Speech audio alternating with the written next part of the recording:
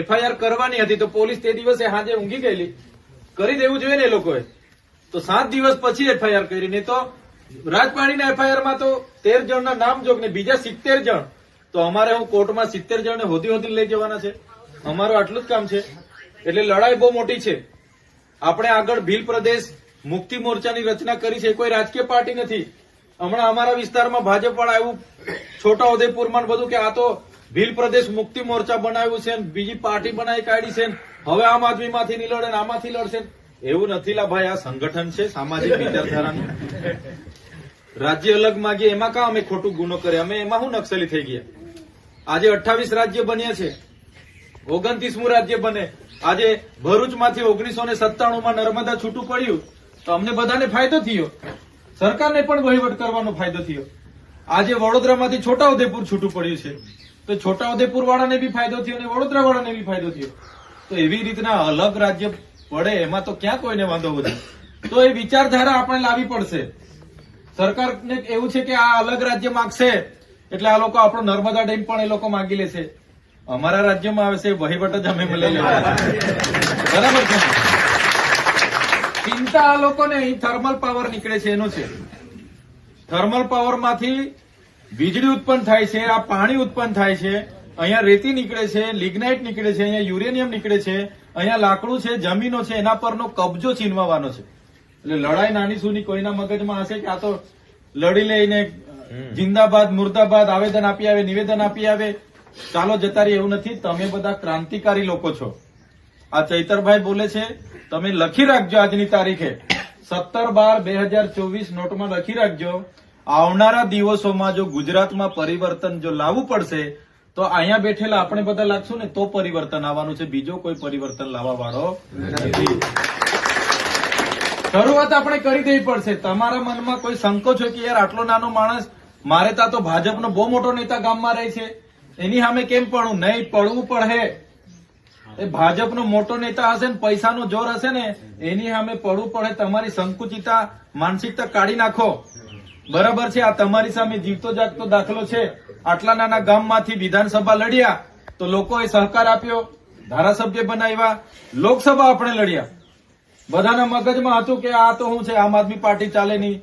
વિધાનસભામાં બધા લોકો લડ્યા, આટલા બધા જ લડ્યા ને તમે.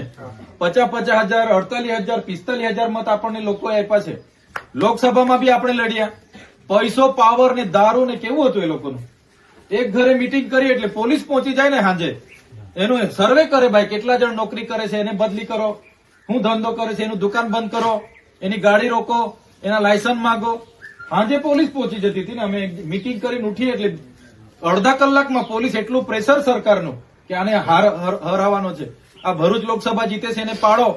ખુદ અમિત શાહ આવીને કહી ગયેલો, 5 વખત કીધેલું ચૈતરભાઈ તો અહીંયા નક્સલવાદી છે, એને તમે મત આપો છો, નક્સલવાદી છે. ઝઘડિયામાં મીટિંગ કરી હતી, યુટ્યુબ પર જોજો. તો ગૃહમંત્રીને ખબર છે ચૈતરભાઈ વસાવા અહીંયા લડે છે એટલે એ ગૃહમંત્રી પોતાનું સ્ટેટમેન્ટ નક્સલી તરીકે આપે. બોલો, એટલો ડર છે આ લોકોને. એટલે કહેવાનો મતલબ તમે અહીંયા બધા પોતાના ખર્ચે આવેલા છે. મેં કોઈને ભાડું તોડું કે જમણવાર કે એવું કઈ ભંડારો રાખ્યો નથી. તમે એક વિચારધારા સાથે ક્રાંતિકારી લોકો છો એટલા માટે આવ્યા છો. બાકી તો અમને તો હું ફેર પડી જવાનો ભાઈ. બીજા 2 હાથ કેસ કરે ને મને હું ફેર પડવાનો? મારા એફિડેવિટમાં હાથ કેસ બીજા આવશે, 16 ને બીજા હાથ 22 થશે, તેવી થશે કે નહીં થશે? હું જેલમાં બી બેહાડી રાખે. જેલમાં કઈ ભૂકો થોડો મરવાનો છું મેં. 2 વર્ષ રાખે ને જેલમાં, હું ફેર પડી જવાનો છે. પણ લડત આપણી તૂટવાની છે. આપણે લોકો માટે જે સુખે દુઃખે ઉભા રહીએ એ તૂટી જવાનું છે. લોકોના કામ નથી થવાના. એટલા માટે આ લોકો ડિસ્ટર્બ કરી રહેલા છે. આ કઈ નાની મોટી લડત નથી ભાઈ. અત્યાર સુધીના નેતાઓ બધા કોઈ ગ્રાઉન્ડ પર નહોતું. આપણે તમે અમે બધા ગ્રાઉન્ડ પર છે. પોલીસ સામે આર્ગ્યુમેન્ટ આપણે કરીએ છીએ. કેમ? આપણે બધા ભણેલા ગણેલા છે. આપણે સંવિધાન જાણીએ છીએ, આપણા અધિકારો જાણીએ છીએ.